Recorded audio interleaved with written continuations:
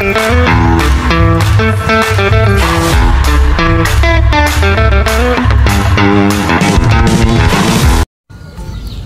mga kapet, ayan. So ngayon nga, mag-update lang tayo dito sa ating backyard.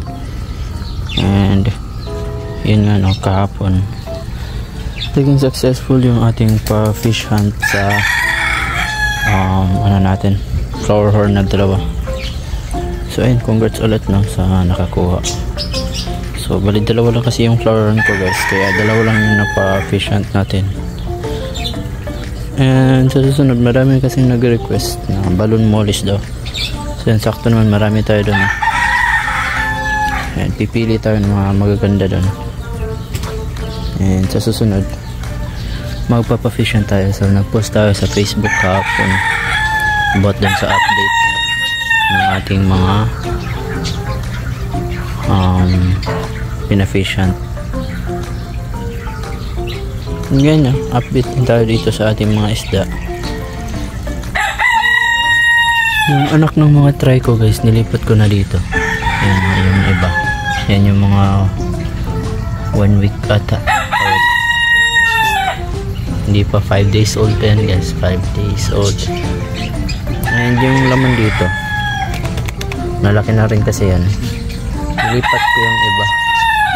Yung mga tinira ko is yung mga sobrang maliliit pa talaga, yung mga nahuli sa paglaki. And yun guys, yung sa ref tab ko may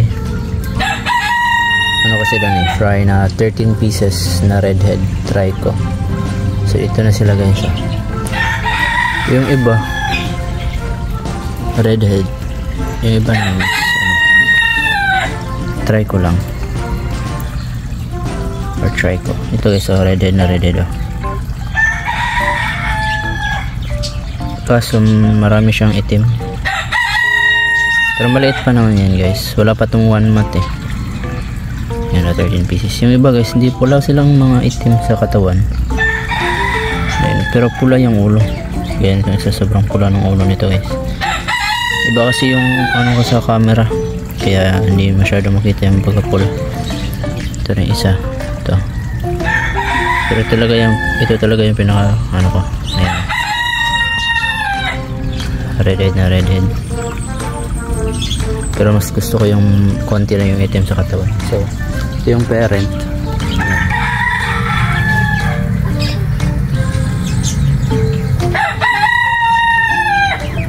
Yun yung male, yung ano natin,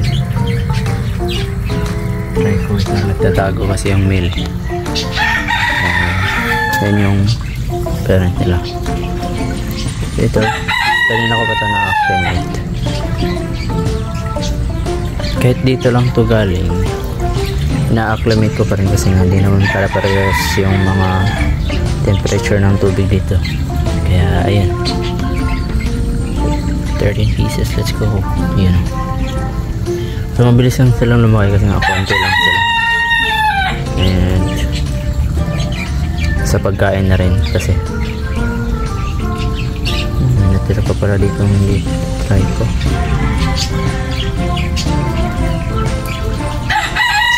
So yan nga, abang-abangan nyo na lang sa susunod nating video guys kung magpo-post na tayo.